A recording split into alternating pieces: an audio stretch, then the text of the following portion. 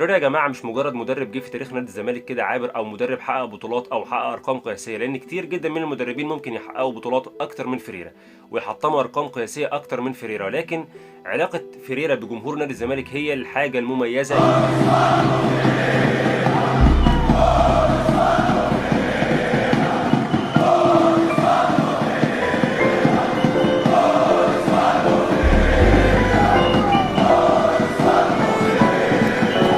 فيريرا بيتعامل مع جماهير نادي الزمالك كأنه مشجع لنادي الزمالك، فيريرا بيتعامل كأنه محب، وفيريرا كان من أجمل القصص اللي أنت ممكن تعيشها مع نادي الزمالك. الراجل ده على المستوى الفني قدم مسيرة حافلة بالألقاب والبطولات، فاز ب4 بطولات مع نادي الزمالك، فاز بنسخة الدوري والكاس مرة، ونسخة الدوري والكاس مرة تانية في 2021 2022. بس مش هي دي الفكرة ومش هي دي الميزة، في ياما مدربين فازوا ببطولات أكتر من كده زي ما أنا قلت لك في البداية، لكن هنا في حاجة أنت مش واخد بالك منها. لو ترجع لولايه فيريرا في الولايه الاولى 2014 2015 كان في مشكله اساسا في الزمالك، وكان الفريق منهار بعد مشكله الدفاع الجوي، كان منهار تماما وممزق. فيريرا جه وتعامل مع الامر بشكل عادي جدا ومفيش اي مشكله، مدرب عالمي، فيريرا هو مدرب عالمي، تعامل مع الامر ببساطه شديده، وفي نهايه الموسم توج الزمالك بلقب الدوري والكاس، وكانت دي المره الثالثه في تاريخ نادي الزمالك منذ 1911،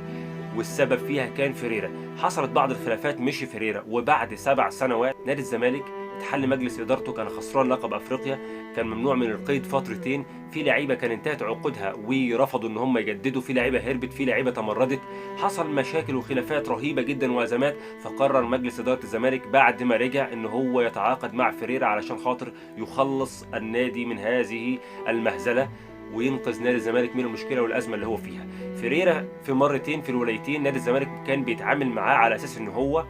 منقذ مخلص، هيجي يتعامل هيطلعنا من الازمه والمشاكل اللي احنا فيها دي. يعني تخيل انت ما بتتعاقدش مع مدرب جاي يكسب بطوله، لا انت جايب مدرب علشان خاطر يطلعك من الازمه اللي انت فيها، يخرجك من المشكله اللي انت فيها، ودي افخم واعظم بكتير جدا. دي بتتكلم على الثقه بقى هنا. فيريرا لما جه اتعامل مع الامر ببساطه شديده، برضه نفس النظام زي الولايه الاولى، ولكن امير مرتضى منصور قال له انا عايزك تاخد بالك من حاجه مهمه جدا، وهي ان انت مش عليك ضغط تماما، انت جاي علشان خاطر تبني فريق، مش مهم ان احنا نكسب بطوله الموسم ده، انت جاي تبني فريق علشان خاطر بعد كده فيما بعد ننافس ونقدر ننافس على بطولات عادي جدا. فيريرا رد عليه قال له لا، انا البطوله اللي هشارك فيها هلعبها علشان خاطر اكسبها. وبالفعل في نهايه الموسم للمره الثانيه على التوالي بالنسبه لفيريرا توج الزمالك بلقب الدوري والكاس، وكانت دي مفارقه عجيبه تماما، لان في تاريخ نادي الزمالك كله اصبحت 4 مرات نادي الزمالك عمل هذا الانجاز، وهو انه يتوج بلقب الدوري والكاس في موسم واحد، كانت 4 مرات فيريرا لوحده له فضل فيه مرتين، 2014 2015 و2021 2022. الراجل ده عمل مسيره محترمه جدا، مسيره عظيمه جدا مع نادي الزمالك، حب واخلاص، في تعامل وفي ود ما بين الطرفين، بتتكلم على مدير فني عالمي بمعنى الكلمه. انا شايف ان هو اتظلم، لو هتسالني عن رايي الشخصي كان يمشي ولا ما يمشيش، لا انا ضد ان هو يمشي، ولكن هي دي سنه الحياه، حتى وان كان مشي فيريرا الزمالك هيكمل، ولو كان كمل فيريرا كان ممكن الزمالك يطلع من الازمه ديت. لكن المشكله مش في فيريرا يا جماعه، المشكله في اللي جاب الصفقات. انت مشيت فيريرا،